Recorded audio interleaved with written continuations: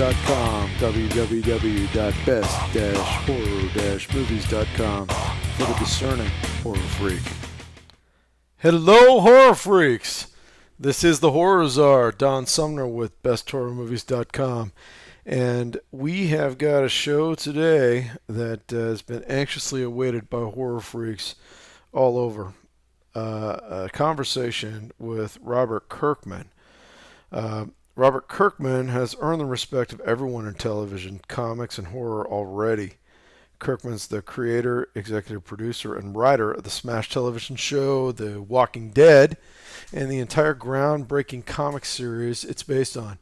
And how big a hit is that? Well, in 2010, it was the highest rated basic cable drama ever in the 18 to 49 demographic. It's also the highest rated original drama ever on AMC, beating Mad Men and Breaking Bad, for example.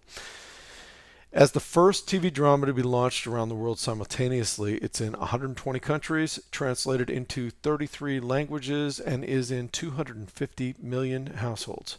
Season 2 of the groundbreaking The Walking Dead premieres October 16th on AMC. If you haven't watched it, it's because, well, horror freaks might not think this, but you might think it's all about zombies. And if that's the case, you're kind of missing part of the reason why it has such mass appeal. It's a survival drama, and it's character-driven. Characters that draw you in so fast, you're surprised how engrossed in their world you become.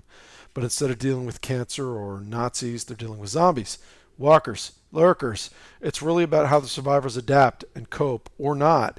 Which ones will succumb to the basic instincts while struggling to make it through to another day. And not enough for you? Kirkman is also the king of the comic book world, and not only as a prolific writer, publisher, and kingmaker, but as the guy who transformed the way the industry works. He started his own comic publishing in his late teens, and by his early 20s, he was writing comics for Image and Marvel. He was always impressed by Image Comics since the company was founded by disgruntled greats from Marvel and DC who wanted to own the comics they created. The later two are famous for decades-long battles between the corporations and the comic creators.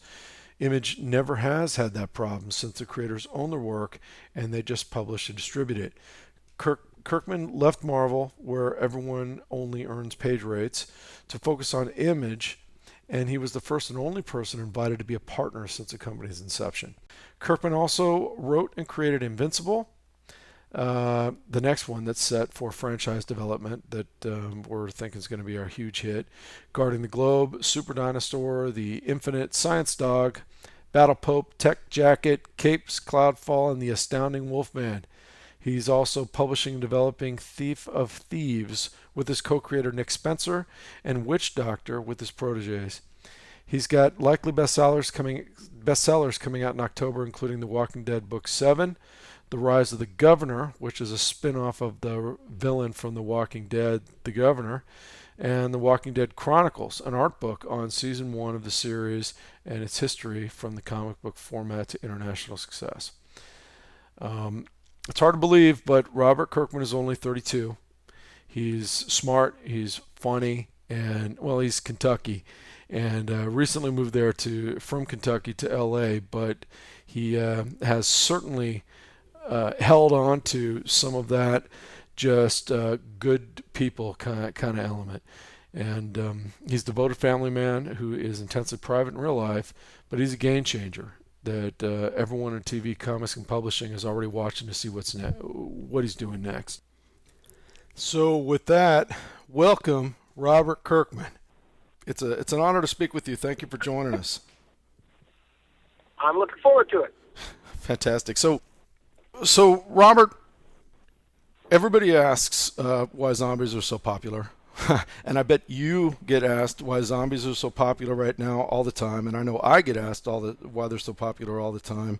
I would imagine one of the reasons why The Walking Dead is popular and your brand of zombie drama is popular is because probably you love them or something about it. I mean, what is it that you love about the whole zombie concept, and why are you making that? Why is it taking off the way it is?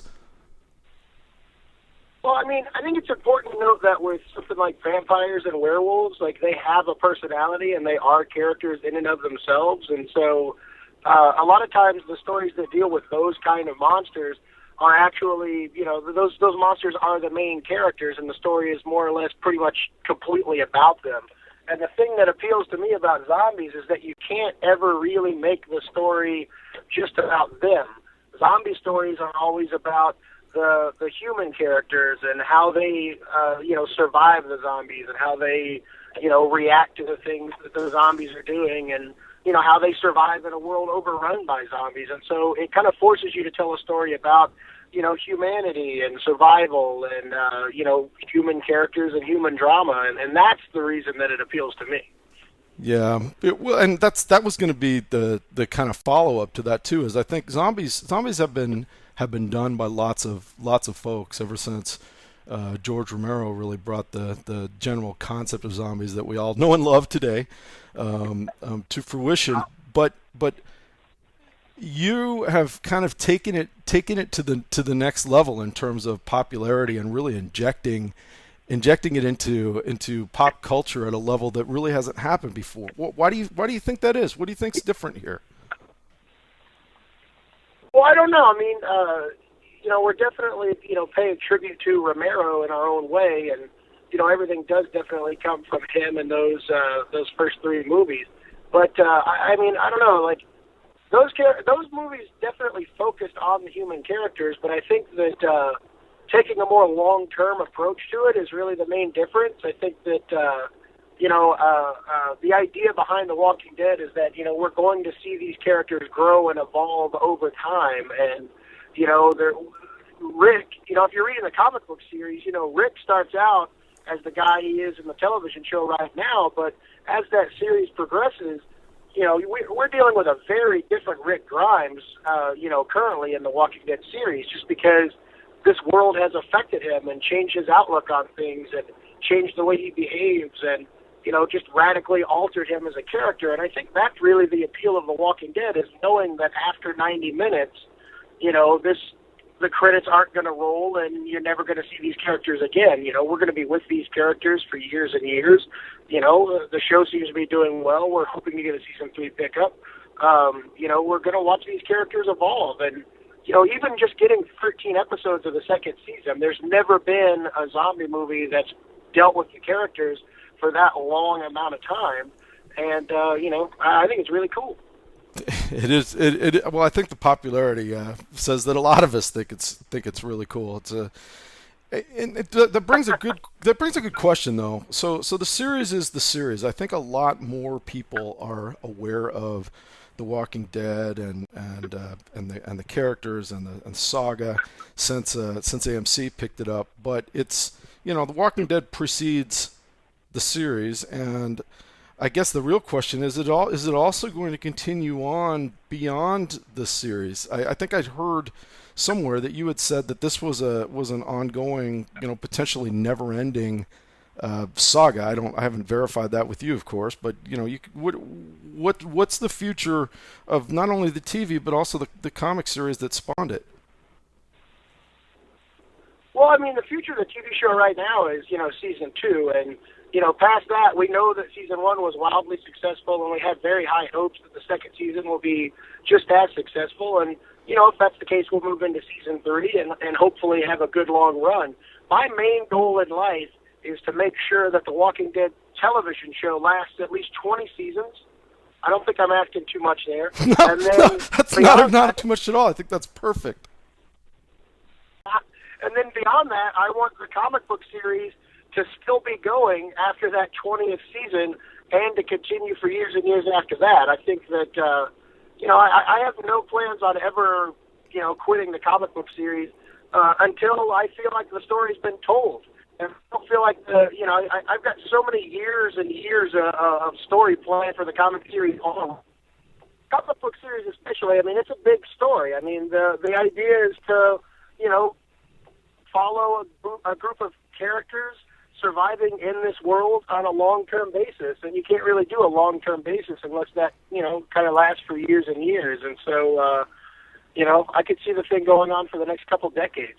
I mean, I guess it sounds pretty ambitious, but I'm almost to issue 100, and I feel like I haven't even scratched the surface of what I want to do with these characters. So, I think it could go on for a while. Right. Well, and that kind of brings me to you're kind of branching out toward in that same vein with the novel that's coming out on the rise of the governor. The governor being, I've voted the best villain of the decade or the year or something like that. I don't remember the exact details, but let's just go with century. We'll just take a guess. Exactly. So tell me about. I mean, how did that come about, and what are you trying to do there? Well, I mean, I've been kicking around the idea of doing Walking Dead novels for a while, but I like the idea that the story is pretty much self-contained in the comic book series, and I never want to be that guy that's like, oh, there's an important piece of the story in this novel that you absolutely have to buy, or you're going to be lost in the comic book, because that just doesn't seem like fair play to me. Mm-hmm. But there are a lot of like backstory and important like things in the past that I've kind of glossed over in the comic book series that aren't necessarily 100% integral to the understanding of the overall comic book story, but are really cool and, really important and, would be something cool for people to see. And I'm very against doing large flashbacks in the comic book series because I'm all about moving forward and continuing to tell that story and see where these characters go.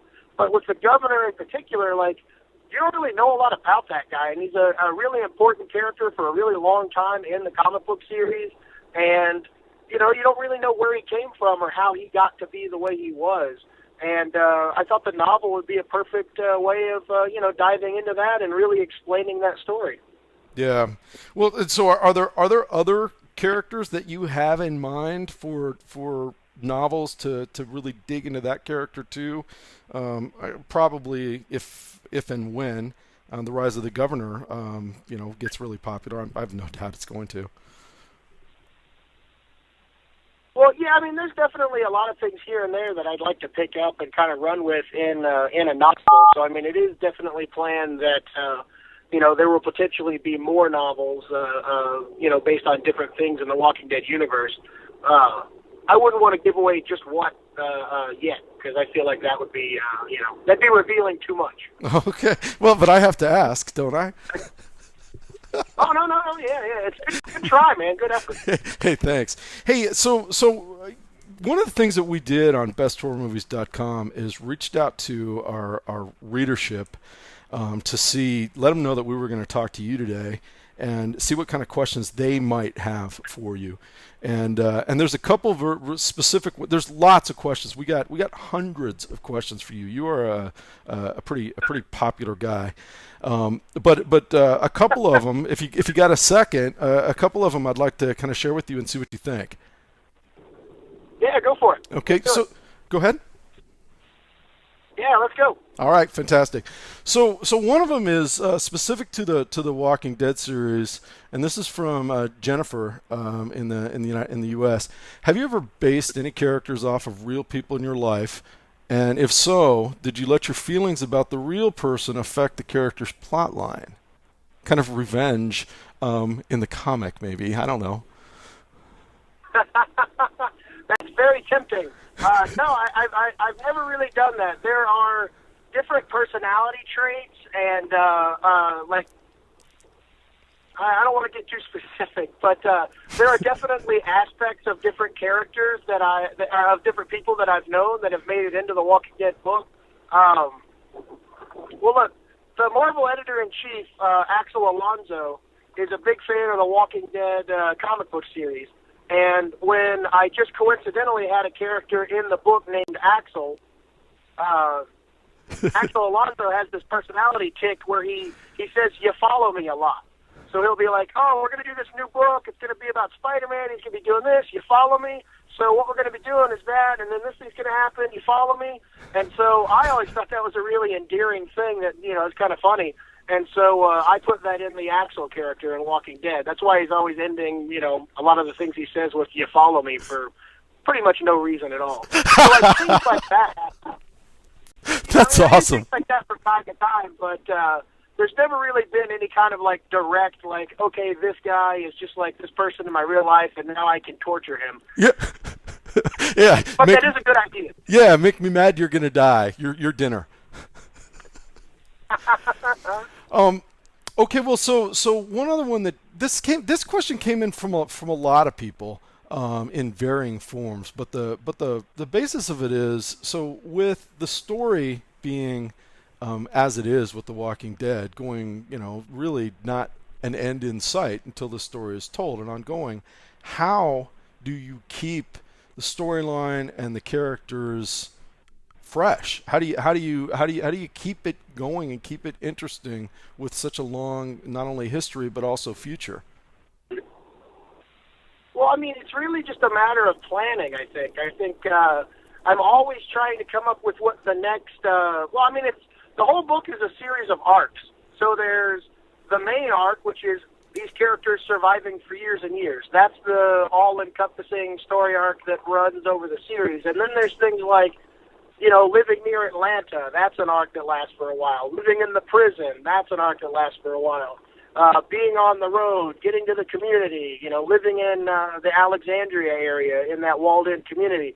These are all like rough story outlines that I have planned out, and I have like 6 or 7 of those like just already mapped out. So I know that they're going to do this for a while, and they're going to do that for a while, and then inside of that, I have to come up with even more like smaller stories to keep things interesting. And it's really just always about like moving forward and making sure that the characters are always working towards something and doing things that are interesting. But as far as keeping it going for years and years, it's really just a matter of planning really, really, really far ahead so that you always know what you're going, or always know where you're going, and you're never really meandering story-wise going, okay, what do they do next? Because I think that's when stories kind of fall apart.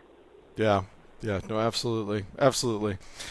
So I think Robert, one final question that we have, and this is kind of a bonus question. There was a lot of people are interested in what's going on with The Walking Dead and about the Rise of the Governor that's coming out, and I know that book 7 is about to be released as well for The Walking Dead, but from a zombie perspective, a lot of people are asking questions about specifically to the zombies, and one of them I thought was really funny. Is if your loved ones all became zombies, would you be able to smash all their heads in yourself, or would you succumb to the horror and join the zombie army? Well, some days I want to smash my family's heads in even when they're not zombies. But that's a horrible answer. But I mean, I don't know. I'm a sissy. I hate it when people try to act cool and like think about like how they would survive in this world and what they do, and like, oh, I'm going to go get a chainsaw and like stuff like that. And like I'm completely the opposite. I would be huddled in a corner, bawling my eyes out every minute of every day if I were to exist in this world. And so I really don't think I could smash my family's heads in if they turned into zombies. I would probably just be eaten. Well, I'm sure they're happy to hear that, actually. So, Robert, thank you. So, if we could have had 5 hours to talk, I would not have run out of things that I'd love to hear from you. You're right in the thick of putting out some really, really great stuff and some really compelling stuff right in the center of what we're thinking about all the time. So, just keep it up, and thanks for doing it so far, and we really hope that you just keep going and going, because we're going to be sitting on the edge of our seat waiting for what you're going to put out next. Well, thanks, man. Thank you so much. This is a lot of fun. Yeah, all right, man. All right, take care. Have a good day. And there you have it, horror freaks. Robert Kirkman. What a good guy. And talk about a dude who's living his principles, so making a difference and just putting out some good old fashioned zombie love and another comic stuff, and just out there making it happen. And it's really good to see good, talented guys out there really having a huge amount of success. So Glad to see it. Really looking forward to. I've got a copy of The Governor right here that I'm in the process of reading. So I'll be putting out a review on that here pretty quick. We also got a copy of that that's going out to some of the folks that had questions that were chosen for this interview. We got a copy of Walking Dead Book 7. I've got the volume 14 for our bonus question winner. So lots of good Walking Dead stuff going out to besthorrormovies.com. People, thanks for entering that contest. Lots of questions came in, and we'll see y'all at besthorrormovies.com. That's best-horror-movies.com. Lots of great stuff going on, man. This is our month, October, so I'll tell you the forums are going crazy. Reviews and the news is really pumping and happening. We hit an all-time high with the number of horror movie questions that came in over this last month, and man, so that's skyrocketing. If you don't know what that is, that's if there's a movie that you can't think of the title of, or you remember something about from when you were a kid maybe, or maybe you just saw the ending, or maybe you just saw the DVD cover, but you try to figure out what it is, you give that question in. We put that question out to the Horror Freak Brain Trust, and most people get an answer for something they've been looking for a long time. So come give that a try. www.best-horror-movies.com. Take a gander, man. October, best month of the year. Halloween's a coming, and we're working hard. So, horror freaks, we'll talk to you later. Oh, wow.